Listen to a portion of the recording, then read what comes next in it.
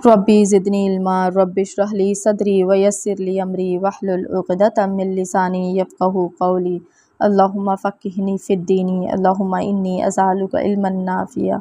अस्सलामु अलैकुम वरहमतुल्लाह। कैसे हैं आप सब? उम्मीद है कि सब खैरियत से होंगे।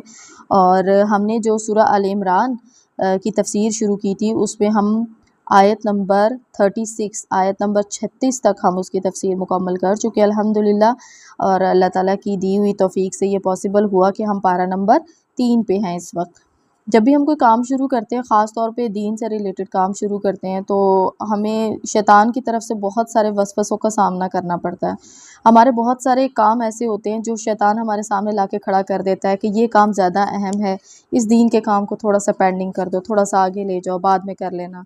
लेकिन हमें क्या करना है? हमें साबित कदम रहना है। और या मुक़ल्लिबल क़ुलूब सब्बित क़ल्बी अला दीनिक, इस दुआ का सहारा लेना, अल्लाह ताला से मदद मांगनी है और साबित कदम रहना है। ये बहुत बड़ी नेमत होती है। थोड़ा सा चलना दीन पे और फिर उसके बाद रुक जाना, ये गलत है। अल्लाह ताला से इस्तकामत मांगनी है और चलते रहना है। और शैतान की तरफ से जो वसवसे हमारे दिलों में आते हैं, हमें उसे जान छुड़ा लेनी है। अल्लाह ताला के दिए हुए जो अल्लाह ताला ने ज़िक्र हमें दिया है, अल्लाह ताला ने जो हमें सूरतें बताई हैं कुरान पाक में, जो शैतान से बचने के लिए, वो हमें पढ़नी है। डेली अपनी ज़िंदगी में रोज़मर्रा सुबह और शाम में हमें वो दुआएं सब पढ़नी है। अल्लाह ताला हम सब का हामी नासिर हो। अल्लाह ताला हमें मुस्तकिल मिजाजी अता फ़रमाए। मेरे शुरू से लेके पारा नंबर 30 जो हमने पढ़ा था, उसके बाद से जो लोग अभी तक मेरे साथ जुड़े हैं, मैं यकीन करें आप बहुत खुशकिस्मत लोग हैं, बहुत ज़्यादा खुशकिस्मत लोग हैं। मेरे साथ जुड़े होने की वजह से नहीं, कुरान के साथ जुड़े होने की वजह से। आप मुझसे पढ़ें या किसी और से पढ़ें या कहीं से भी आप इल्म हासिल करें, आप बहुत खुशकिस्मत हैं कि आप कंसिस्टेंट हैं अभी तक। अल्हम्दुलिल्लाह हमारा ये 4th पारा एक तरह से चल रहा है, 30 पारा को मिलाकर। और इस सफ़र में बहुत सारी चीज़ें हुई, बीच में मसरूफ़ियत भी आती रही, कुछ मिजाज भी ऊपर नीचे हमारे होते रहे, बहुत सारी चीज़ें आती रहीं, ज़िंदगी आगे बढ़ती रही। लेकिन हमने हर मुमकिन कोशिश की कि हम कुरान को, जितनी मर्ज़ी मसरूफ़ियत हो, जितने मर्ज़ी ख़राब हालात हो, हम कुरान पाक को अपने हाथ से नहीं जाने देंगे। हम कुरान पाक को, इस मज़बूत रस्सी को थाम कर रखेंगे, क्योंकि हमारे पास ये वाहिद चीज़ है जो अल्लाह तबारक ताला ने हमारी ऊपर उतारी है। आप सल्लल्लाहु अलैहि वसल्लम की उम्मत है, हमारे ऊपर उतारी है, तो हमने इस किताब को नहीं छोड़ना कभी भी। हम जितना ज़्यादा पढ़ेंगे, जितना ज़्यादा पढ़ाएंगे, जितना ज़्यादा लोगों को बताएंगे, हमारे अपने इल्म में उतना इजाफ़ा होगा। यकीन करें, मैंने जब ये पारे पढ़े थे, शायद मैंने उस वक्त इतना नहीं सीखा था जितना मैं आपके ये एक लेक्चर में सीख लेती हूँ। आप लोगों को तो शायद मैं उतना नहीं बता पाती जितना मैं सीख पाती हूँ, लेकिन मेरी कोशिश पूरी होती है कि एटलीस्ट इतना ज़रूर आपको इल्म हो जाए कि इन आयात में ज़िक्र क्या किया गया, कौन सी बात की गई है। यकीन करें कि वो वक्त जब हमने दीन से दूरी का गुजारा, हमें अपनी हिस्ट्री के बारे में नहीं मालूम, हमें अपने अंबिया के बारे में नहीं मालूम, हमें रसूलों और नबियों की वो कहानियाँ नहीं मालूम जो हमें कुरान ने, हमारे नबी ने बताई हैं।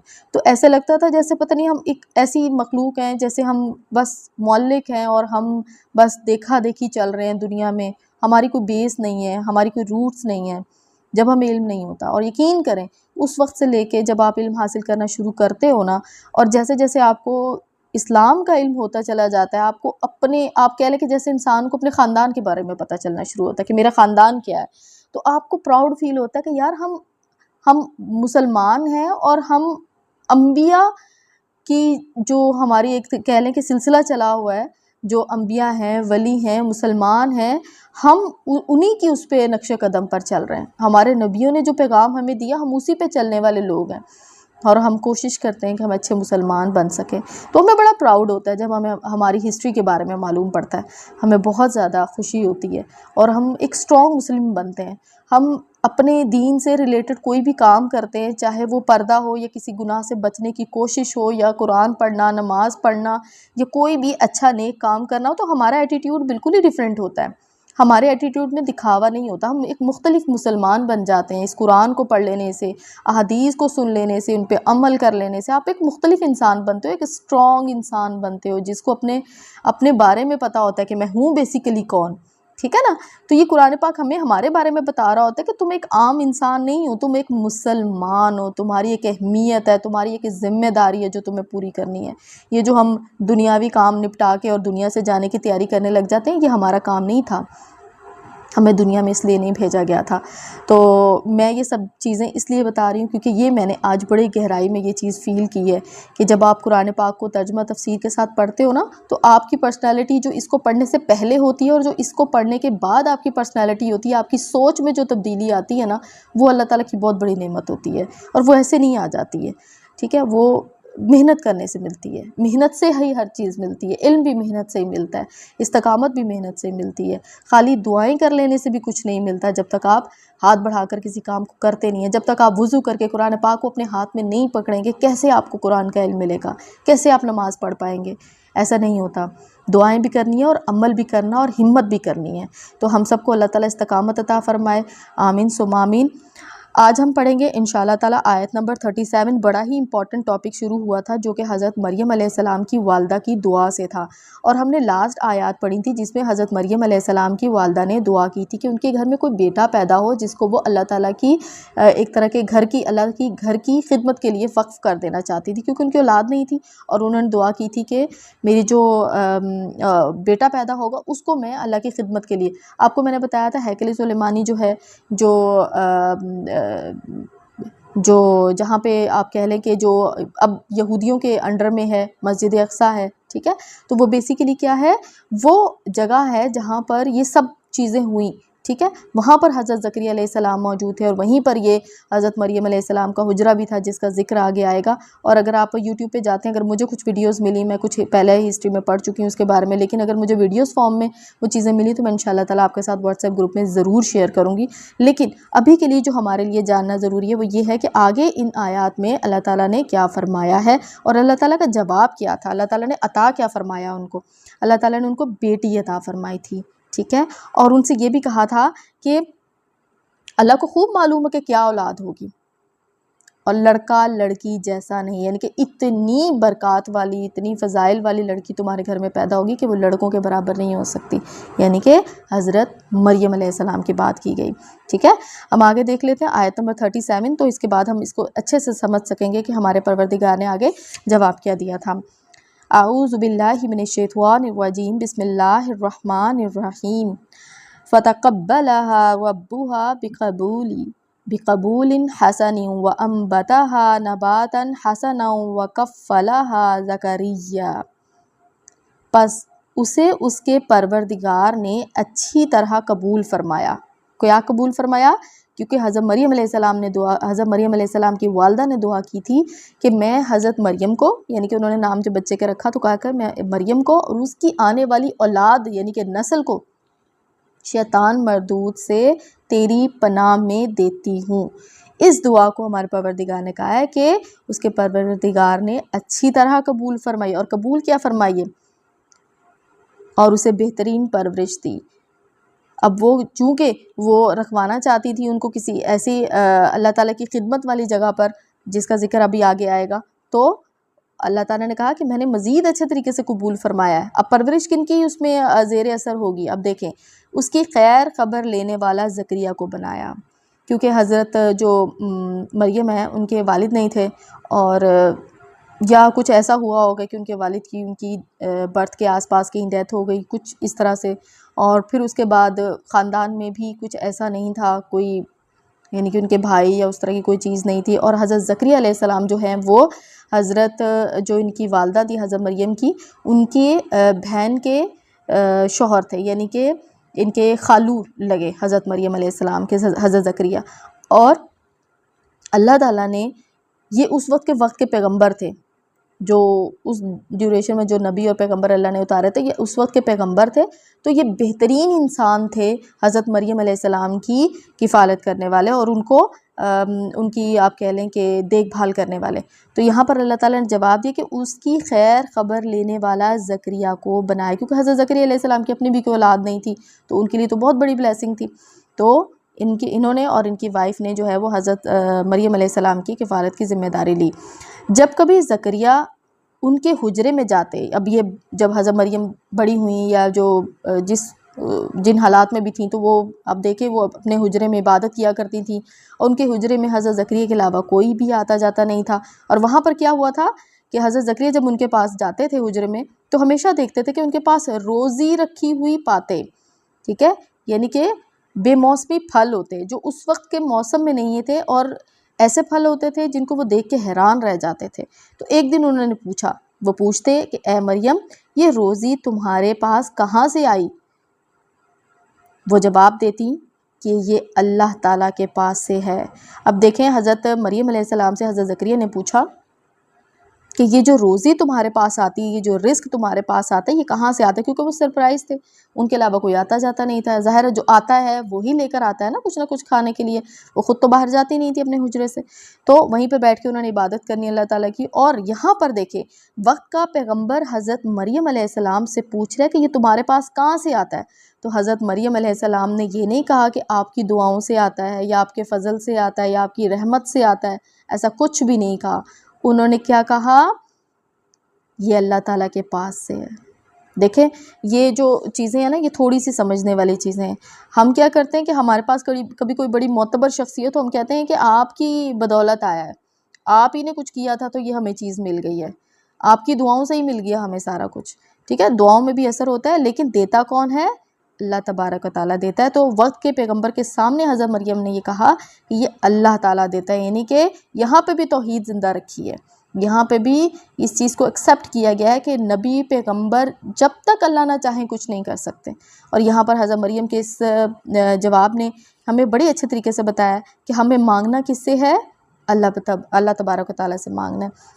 اور آگے دیکھیں کیا کہا ہے انہوں نے، اللہ تبارک و تعالیٰ نے کہا کہ بے شک اللہ تعالیٰ جسے چاہے بے شمار روزی دے۔ یہ جو ہم بھاگتے رہتے ہیں نا، بھاگتے رہتے ہیں، ٹانگیں کھینچتے ہیں لوگوں کی، ہمارے ہاتھ میں کچھ ہو نہ ہو ہم دوسروں کو خراب کر دینا چاہتے ہیں، ختم کر دینا چاہتے ہیں، کسی کو تھوڑا سا اوپر جاتا ہم دیکھ نہیں سکتے، ہم پریشان ہو جاتے ہیں یہ اتنا اوپر کیسے چلا گیا، کیونکہ ہم اللہ کی تقسیم کو نہیں مانتے۔ ابھی پچھلے دنوں بڑا ہی عجیب سا واقعہ ہوا، میر رضا، آپ سب کو معلوم ہوگا اگر آپ نے نیوز میں دیکھا ہو، ان کو بڑے برے طریقے سے ان کا مرڈر کر دیا گیا، اتنا بروٹل ان کا قتل کیا گیا کہ انسان پریشان ہو جائے دیکھ کے سن کے۔ کیا تھا؟